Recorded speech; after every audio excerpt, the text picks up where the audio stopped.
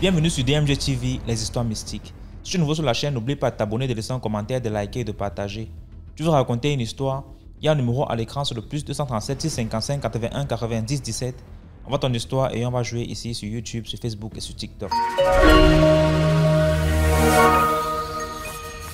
Bonsoir la famille DMG, bonsoir tout le monde, j'espère que tout le monde va bien. DMG, je reviens encore avec une autre histoire. C'est moi qui avais raconté l'histoire là où la petite fille sorcière. Et puis je vous avais parlé de que j'étais footballeur, que j'étais allé que je ne suis plus en Côte d'Ivoire, j'avais voyagé, j'ai pas pu réussir au foot, dans le foot et tout ça.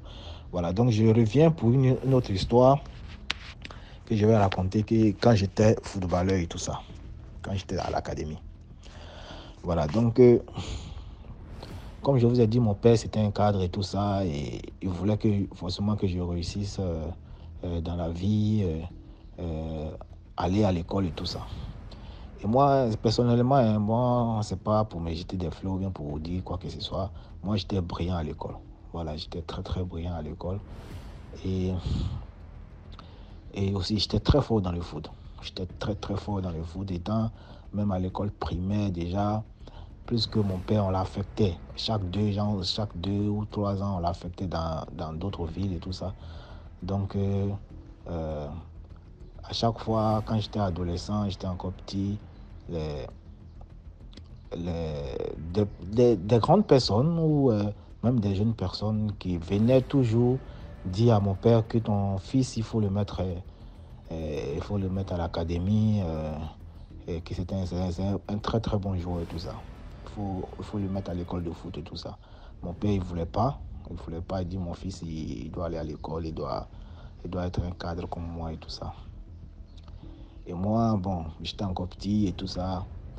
Et après, quand l'académie est sortie, l'académie de football, les Kolo Touré, les Yaya Touré, les Okora Didier et tout ça, quand ils sont sortis là, vraiment, moi aussi, je voulais être comme eux. Voilà, donc j'ai commencé à boycotter l'école au fait. J'ai dit à mon père que bon, moi je voulais plus jouer je veux plus aller à l'école, je veux jouer au foot. Et mon père entrait dans tous ses états, il était furieux, il était fâché, ma mère aussi. Tous les deux étaient très très fâchés, ils ne voulaient même pas que j'arrête l'école, ils voulaient que j'aille. Ils voulaient pas que j'arrête l'école au fait, ils voulaient que je continue l'école. Et je suis allé voir mon grand frère, mon aîné, le premier de notre famille. Je lui ai expliqué, je lui ai dit vraiment, j'ai plus la tête à l'école et tout ça. Je veux vraiment être un footballeur parce que j'ai du talent et je sais que j'ai la capacité d'être footballeur et tout ça. Et c'est ainsi que mon frère est allé parler à mes parents pour leur dire que bon, le petit, il a décidé, il faut que vous le laissiez parce que s'il part à l'école, il n'aura pas la tête à l'école. Ça va lui perturber. Il ne va plus être brillant comme avant et tout ça. Il faut le laisser faire ce qu'il veut faire. Il a parlé à mon père a accepté. On allait voir la mère. Elle ne voulait pas au début et après elle a accepté. Et c'est ainsi que j'ai quitté la ville de l'intérieur du pays et je suis allé à Abidjan. Je suis allé à Abidjan pour faire des essais, pour entrer dans des centres de formation et tout ça. Et cette période-là, le deuxième club, en cette époque-là, l'Africa Sport National était le deuxième club le plus grand du pays et tout ça. Et j'ai fait les essais, Dieu merci, à l'Africa Sport National et j'ai pu intégrer le centre de formation. À cette époque-là, c'était un Suisse qu'on appelle Christian Zermatten qui était le directeur technique du centre de formation. Bon, j'ai été retenu et tout ça. Et voilà. Donc, je raconte cette histoire parce que dans le foot aussi, il y a beaucoup de mysticisme. Voilà. J'étais tellement brillant et on me surclassait au fait à chaque année, on me surclassait pour aller jouer avec comme la catégorie supérieure. J'avais commencé dans les catégories inférieures, mais à chaque fois, on me surclassait pour aller jouer avec les plus grands, en fait. Et à l'âge de... Quand j'étais en cadet, déjà, je jouais avec les espoirs, au fait. J'étais en cadet, mais déjà, je jouais avec les juniors et les espoirs. On me prenait pour aller jouer le championnat avec les juniors et tout ça. Et arrivé quand j'étais en junior maintenant, euh, l'équipe première, ils avaient besoin, parce que le blanc, il avait besoin de... il aimait au fait les jeunes. Donc, il a fait une sélection. Et j'ai été convoqué pour aller jouer avec l'équipe première. Je te jure, DMG, j'étais étonné. J'étais étonné quand j'avais 16 ans, je pense, et j'ai été convoqué pour aller jouer avec l'équipe première. Et quand on allait faire la préparation avec l'équipe première, on a fait le premier entraînement. C'était déjà bon. Le blanc, il était très. Il aimait ma gamme, en fait. Et c'est ainsi que j'ai pris froid. Après l'entraînement, j'ai pris froid et je ne me sentais pas bien. Le directeur de, comment on appelle, il y avait un directeur là-bas qui s'appelait Siri Wawa, un ancien joueur de Africa Sport, qui est venu me voir, qui m'a dit, mon petit, qu'est-ce qui se passe? J'ai dit que j'ai froid, je ne sais pas ce qui se passe, que je suis malade. Il m'a dit, mais comment tu ne peux pas tomber malade maintenant? Parce que lui, il était responsable du centre de formation. Et lui aussi, il aimait mon affaire. Il voulait vraiment que j'intègre l'équipe première et tout ça. Donc, il dit, mais c'est pas possible. Demain, c'est la dernière séance pour prendre tout ce qui allait rester à l'équipe première. Et toi, tu tombes malade maintenant. Mais c'est pas possible. Il est rentré dans son bureau, il m'a donné des médicaments et tout ça.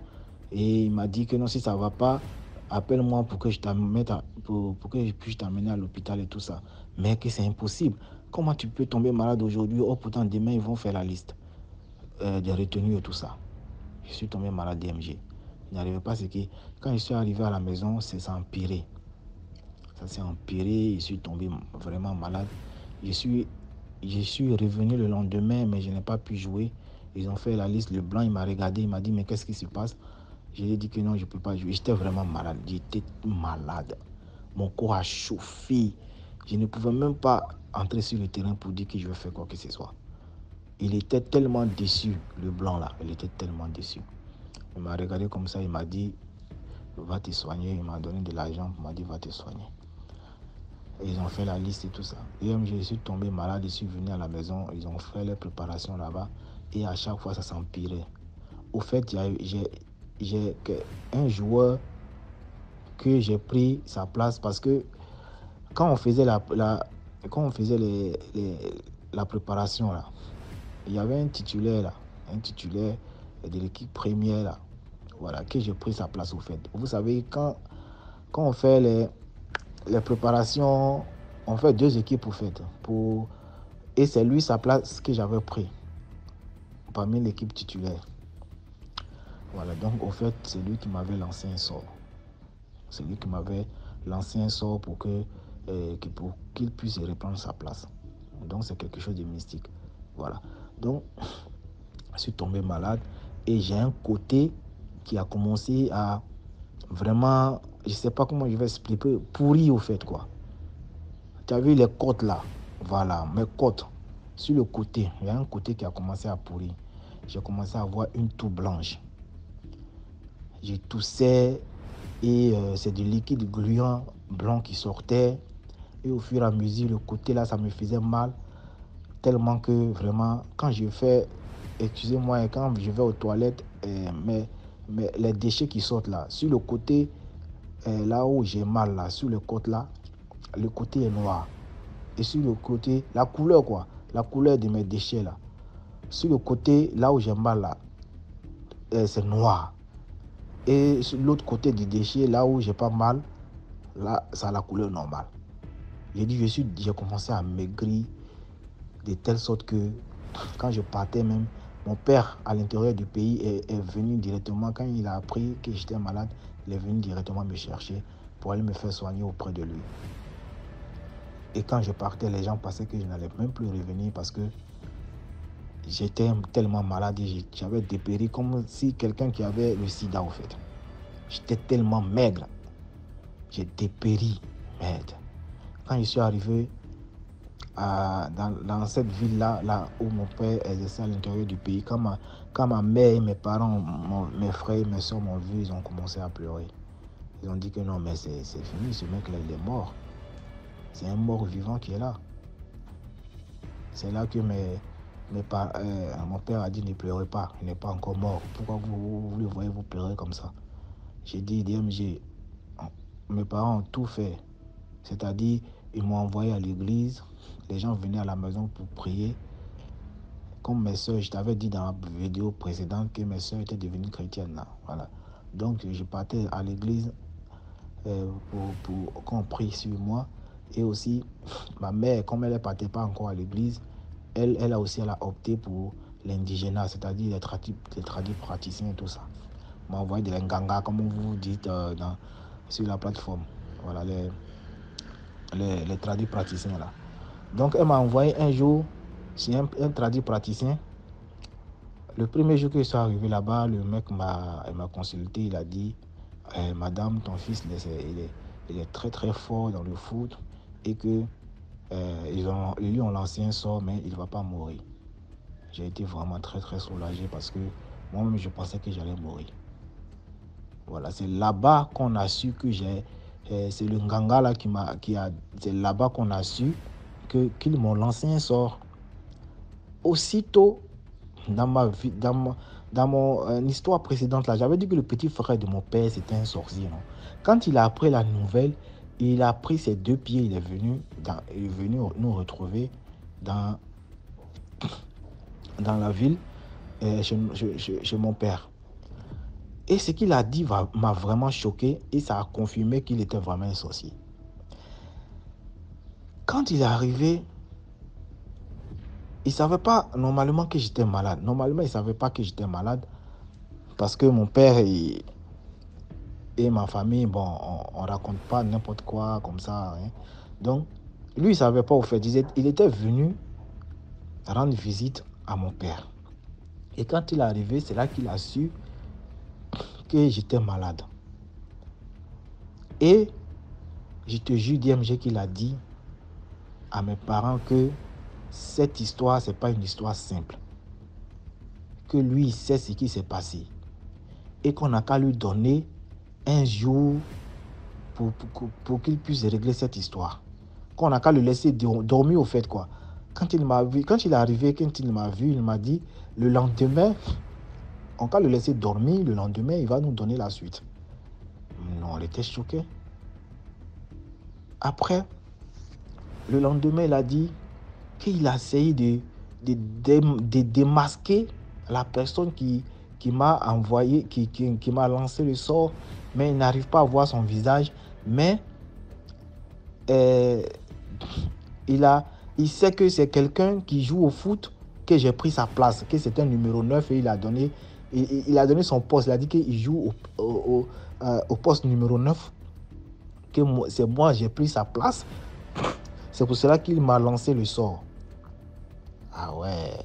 Oh, pourtant, le Ganga aussi a dit que ils m'ont lancé un sort et tout ça, que c'est dans le football et tout ça, que ton fils il joue au football. Il est très fort, c'est pour cela qu'ils ont lancé le sort. Et le mec, le petit frère de mon père, il m'a dit qu'il a laissé tous ses matériels au village, au fait. Que s'il avait tous ces matériels-là, il allait lui faire le retour à l'envoyeur, il allait vraiment voir le vrai visage de ce gars-là pour le démasquer et tout ça. On était tous choqués à la maison. On était tous choqués à la maison. Et ce même petit frère de mon père là, étant sorcier, que nous-mêmes on a su maintenant qu'il est sorcier, il m'a pris, il m'a envoyé dans la forêt, il m'a donné des feuilles que j'ai mangées, et il m'a donné même, oh mon Seigneur. Moi j'avais peur, j'avais tellement peur, je partais dans la brousse avec lui, mais j'avais peur. J'ai dit, mais qu'est-ce qui va m'arriver et quoi et tout ça. Il me montrait des feuilles, il me dit, tu vois cette feuille, on prend ça pour faire ça, on prend ça pour faire ça, on prend ça pour faire ça. Il me dit, tu vois cette feuille, prends ça, mange ça, parce que ça va te faire, tu vas courir des kilomètres et des kilomètres, tu vas jamais être fatigué. DMG, il m'a montré des trucs. Des feuilles que, bon, je suis plus en Afrique maintenant, je suis au pays maintenant, donc je peux pas voir ces feuilles-là. Excusez-moi, je peux pas voir ces feuilles-là. Là où je suis, dans le pays où je suis maintenant, et aussi j'ai oublié, ça fait longtemps. Sinon, il m'a montré des trucs, hein. Il m'a montré plein de trucs. Et en revenant de la forêt, il y a une voiture qui passait. Il y a une voiture qui passait et il y avait une flaque d'eau et la voiture entrait dedans et la flaque d'eau est versée sur nous. Automatiquement, il a regardé la voiture, il m'a dit que ce type-là, il a la chance. S'il était venu ici avec tous mes matériels, il allait faire l'accident. Je te jure, j'étais choqué quand il a dit ça. Voilà, donc je reviens. Donc, c'est pour dire que, bon, et j'ai fait les indigénats et tout ça avec les prières de Dieu, et l'indigénat, Dieu merci. J'ai été guéri et je suis reparti à Abidjan pour continuer le foot au fait. Voilà, donc, c'est pour dire que vraiment, même dans le foot là, il y a beaucoup de trucs mystiques qui sont là-bas. Il y a beaucoup de mystiques qui se pratiquent dans le football. Ceux qui pensent que le football c'est simple là, le football n'est pas simple. Ceux qui jouent au foot, surtout en Afrique, même en Europe même, il y a des footballeurs qui sont dans les sectes. Voilà, donc le football là, c'est pas quelque chose de simple. Le football, il y a beaucoup de trucs mystiques qui sont dedans. Voilà, donc c'était mon histoire. C'était mon histoire qui est là. Et encore, je reviens pour lancer un appel à toute la communauté DMG. S'il y a quelqu'un qui délivre les gens de la sorcellerie, là, de l'emprise de la sorcellerie, je vous en prie, moi j'ai besoin d'être délivré de l'emprise de la sorcellerie. Voilà. C'était mon histoire. Vraiment beaucoup de courage à tout le monde. Et n'oubliez pas de vous abonner, de liker, de partager. Ciao, ciao.